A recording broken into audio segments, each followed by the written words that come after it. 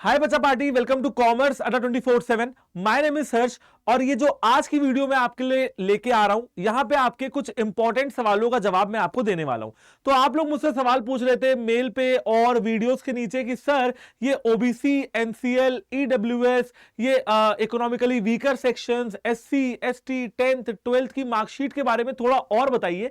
कुछ एक सवाल जो है आपके आ रहे थे, जैसे कि सर ओबीसी और एनसीएल का और ईडब्ल्यूएस का क्राइटेरिया क्या होता है, इसके अलावा डेट ऑफ सर्टिफिकेट क्या होनी चाहिए। इसके अलावा आपने मुझसे पूछा था कि सर एससी और एसटी का जो सर्टिफिकेट है वो सेंट्रल लेवल का होना चाहिए या स्टेट लेवल का होना चाहिए। और इसके अलावा आपका ये सवाल था कि सर मैं तो अभी 12th में अपीयरिंग हूं, यानी कि मैं 12th का पेपर साल 2024 में दूंगा, तो जो सीयूटी के फॉर्म में एक ऑप्शन आ रहा है कि 12th की मार्कशीट फिलअप करें, वहां पे मैं क्या भरूंगा, क्योंकि अभी तक तो मैंने पेपर ही नहीं दिया है, तो मेरी मार्कशीट तो मेरे पास है ही नहीं। तो बच्चों इन सारे सवालों का जवाब मैं आपको एक एक करके इसी वीडियो में देने वाला हूं, तो अंत तक इस वीडियो में बने रहें और इस वीडियो को पूरा देखें। अब इसके अलावा यहां पे बच्चों आप लोगों को क्या करना है, इस वीडियो को अपने दोस्तों तक शेयर करना है ताकि ज्यादा से ज्यादा बच्चों तक इसका फायदा पहुंचे और कोई भी बच्चा कंफ्यूज ना रह जाए सीयूईटी के फॉर्म में इन डॉक्यूमेंट्स को लेके। अब आते हैं सबसे पहले सवाल पे, और सबसे पहला सवाल हमारा क्या है कि सर ओबीसी और एनसीएल का और ईडब्ल्यूएस का क्राइटेरिया क्या है। यानी कि सर अगर मैं ओबीसी कैटेगरी में के अंदर हूं तो मुझे कैसे पता लगेगा कि मैं एनसीएल कैटेगरी में फॉल करता हूं या मैं सीएल कैटेगरी में फॉल करता हूं।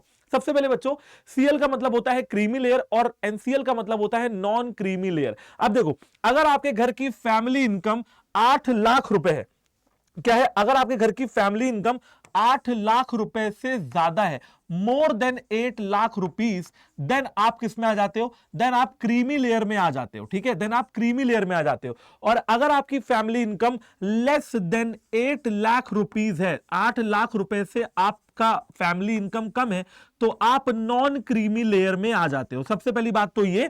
तो अब आप देख लीजिए कि आप किस फैमिली इनकम में बिलोंग कर रहे हो, एंड अगर आप एनसीएल में बिलोंग कर रहे हो तो आप उसका सर्टिफिकेट लगा सकते हो। तो ये होता है उसका criteria. And same criteria economically weaker sections of society का भी होता है, जो जनरल वाले बच्चे भरते हैं। सबसे पहला सवाल हो गया क्राइटेरिया का। अब बात करते हैं दूसरे सवाल का जवाब, सर इन सर्टिफिकेट की डेट क्या होनी चाहिए। तो बेटा इस सवाल के जवाब के लिए हमको आना पड़ेगा अपनी डीयू की इंफॉर्मेशन बुलेटिन पे। अब जरा इसको देख लेते हैं। देखो सबसे पहले यहां पे लिखा हुआ है एससी और एसटी कैंडिडेट्स के विषय में। यहां पे सबसे पहले लिखा हुआ है, क्या लिखा हुआ है एक बार देख लेते हैं। यहां पे सबसे पहले जानकारी है कि यार टोटल में 22.5%, 22.5% of the total number of seats is reserved for candidates belonging to the schedule caste और शेड्यूल ट्राइब। यानी कि जो एससी एसटी कैंडिडेट हैं उनको 22.5% का टोटल रिजर्वेशन यहां पे मिलेगा। अब दूसरी चीज उन्होंने जो है ये लिखी हुई है, क्या लिखी है भाई, इसमें देखते हैं कि क्या लिखा हुआ है कि कास्ट सर्टिफिकेट के अंदर कुछ चीजें मैंडेटरी होनी चाहिए। जैसे कि सबसे पहले आप किस कास्ट या किस ट्राइब से बिलोंग कर रहे हो, आप एससी हो या एसटी हो। इसके अलावा डिस्ट्रिक्ट एंड द स्टेट और union territory of candidate usual place of resident, यानी कि आप किस जिले में रहते हो या किस स्टेट में या किस यूनियन टेरिटरी के अंदर आप रहते हो, और किस गवर्नमेंट ऑफ इंडिया के अंडर, मतलब गवर्नमेंट ऑफ इंडिया के किस शेड्यूल के अंदर आप इसमें अपीयर हो रहे हो, एससी एसटी का सर्टिफिकेट आप लोग बनवा रहे हो। अब देखिए यहां पे कुछ चीजें लिखी हुई है कि आप लोग सर्टिफिकेट कहां से बनवा सकते हो। आपने मुझसे पूछा था ना कुछ बच्चों ने कि सर सर्टिफिकेट कहां से बनवाना है, तो बेटा उसकी लिस्ट यहां पे दे रखी है। आप डीयू का यूजी इंफॉर्मेशन बुलेटिन डाउनलोड कर सकते हो, पेज नंबर 88 पे जा सकते हो, और वहां पे देखिए ये लिखा हुआ है, क्या लिखा हुआ है कि आप डिस्ट्रिक्ट मजिस्ट्रेट यानी कि DM, additional district magistrate ADM, collector, deputy commissioner, city magistrate, कुछ भी कह लो, ठीक है, यहां पे आप बनवा सकते हो। इसके अलावा आप chief presidency magistrate, additional chief presidency magistrate और प्रेसिडेंसी मजिस्ट्रेट के ऑफिस में जाकर भी आप अपना एससी एसटी का सर्टिफिकेट बनवा सकते हो। आप तहसीलदार की कैटेगरी तक भी जा सकते हो, यानी कि तहसीलदार की पोस्ट पे आपके यहां जो है वहां से भी आप क्या कर सकते हो, तहसील के ऑफिस से वहां से भी आप एससी और एसटी के सर्टिफिकेट बनवा सकते हो। देखिए ये भी लिखा हुआ है revenue officer not below the rank of tehsildar, ठीक है, लेकिन तहसीलदार के नीचे वाली रैंक से आप मत बनवाइए। ये लिखे हुए हैं ऐसे ऑफिसेस जहां पे आप जाके अपना सर्टिफिकेट बनवा सकते हैं। ठीक है, आगे देखते हैं। अब आते हैं ओबीसी एनसीएल की जो है रिजर्वेशन के बारे में। सबसे पहले यहां पे ये लिखा हुआ है कि ओबीसी एनसीएल वाले बच्चों के लिए 7% of the total seats should be reserved. अब आपको पता कैसे लगेगा कि सर मैं जिस कास्ट के अंदर बिलोंग करता हूं मैं ओबीसी एनसीएल में आ रहा हूं कि नहीं आ रहा हूं? तो बेटा ओबीसी एनसीएल का जो केस है वो यहां पे लिखा हुआ है कि आप इस वेबसाइट पे जाके चेक कर सकते हैं कि जो आपकी पर्टिकुलर जो भी क्राइटेरिया है वो इस वेबसाइट पे जो है आ जाएगा।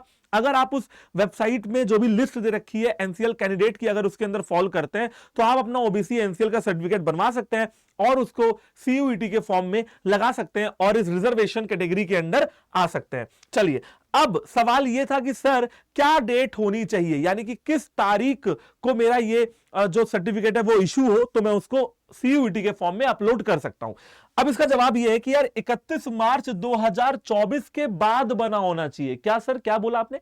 31 मार्च 2024 के बच्चों बाद बना होना चाहिए। ये मैं नहीं कह रहा हूं, ये इंफॉर्मेशन बुलेटिन में लिखा हुआ है। लेकिन सर हमारा जो सीयूईटी यूजी का जो एप्लीकेशन फॉर्म है वो तो 26 मार्च तक है। तो बेटा यहां पे निकल के आते हैं 2 पॉइंट। पॉइंट नंबर 1, 26 मार्च को लास्ट डेट है, मैं मानता हूं, लेकिन थोड़ा बहुत डेट एक्सटेंड होती है, पहली चीज। दूसरी चीज यहां पे लिखी हुई है, यहां पे आप ये कर सकते हो कि अगर आपके पास पुराना कोई सर्टिफिकेट है, जैसे मान लीजिए आपके पास कोई पुराना कास्ट सर्टिफिकेट है, पुराना ओबीसी एनसीएल का सर्टिफिकेट है, तो वो भी आप लगा सकते हो। ठीक है, और जब एक बार करेक्शन विंडो ओपन होगी तो आप वहां पे जाके उन डॉक्यूमेंट्स को अपडेट भी कर सकते हो। तो ऐसा आप कर सकते हो। फिलहाल 1 अप्रैल 2024 के आगे का बना होना चाहिए। जो क्राइटेरिया है 8 लाख रुपए का वो भी मैंने आप लोगों को बता दिया है।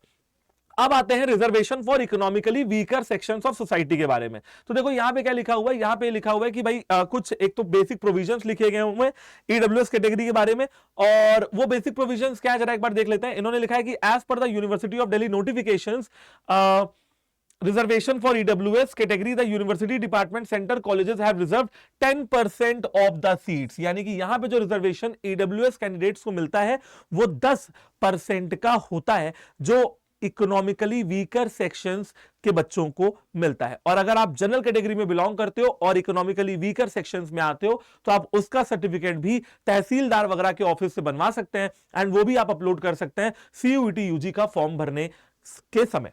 ठीक है, अब आते हैं अपने सवाल नंबर 3 पे। देखो डेट मैंने बता दिया 31 मार्च 2024 के बाद ही बना होना चाहिए, यानी कि 1 अप्रैल 2024 से आप उसको बनवा सकते हो डॉक्यूमेंट को। अब इस डॉक्यूमेंट को बनने में सर कितना जो है टाइम लग जाता है? बेटा ये डॉक्यूमेंट आप मान लो कि 1 से 2 वीक में आप आराम से बनवा सकते हो। अगर आपके सारे डॉक्यूमेंट्स कंप्लीट है तो आप उनको आराम से बनवा सकते हो एंड फिर इनको आप लोग अपलोड कर सकते हो।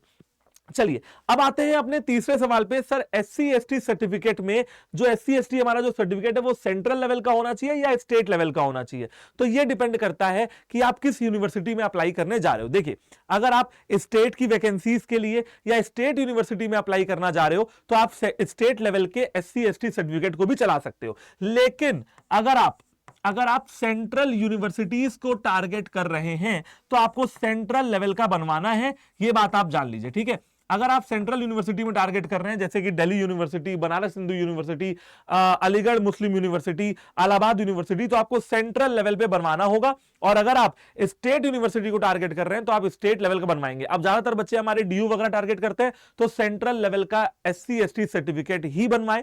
ठीक है, ये हो गया आपका चौथा सवाल। और तीसरा सवाल। और सर आते हैं अब अपने चौथे सवाल पे। सर हम 10th और 12th की मार्कशीट का क्या करें? सबसे पहले बेटा जब आप सीयूटी का फॉर्म भरेंगे, देखिए वहां पे साफ साफ लिखा हुआ है कि जो आप डिटेल्स भरेंगे वो 10th के हिसाब से होनी चाहिए, हाई स्कूल के हिसाब से होनी चाहिए। तो एक बार चेक कर लो कि तुम्हारी हाई स्कूल की मार्कशीट में नाम वगैरह गलत तो नहीं है। रही बात 12th की मार्कशीट की, तो उसके बारे में सुन लो। अगर आप पेपर इस साल दे रहे हो, 2024 में बोर्ड्स अटेम्प्ट कर रहे हो, ऑब्वियसली बात है मार्कशीट तुम्हारे पास होगी नहीं। तो जब तुम फॉर्म भरने जाओगे, 12th का फॉर्म भरोगे, 12th वाला कॉलम आएगा, वहां पे साफ साफ लिखा हुआ है कि आप अपीयरिंग के अंदर भर रहे हो क्या। आप अपीयरिंग को टिक कर लेना, तो वो आपसे मार्कशीट नहीं मांगेगा। ठीक है, जब आपका आगे होगा तब वो आपसे फॉर्म के अंदर मार्कशीट मांगी जाएगी, जब आपका रिजल्ट आ जाएगा। और रिजल्ट आने में तो अभी टाइम है, अभी आपका पेपर ही कंप्लीट नहीं हुआ है, तो रिजल्ट कब आएगा और उसको आप बाद में लगा सकते हो।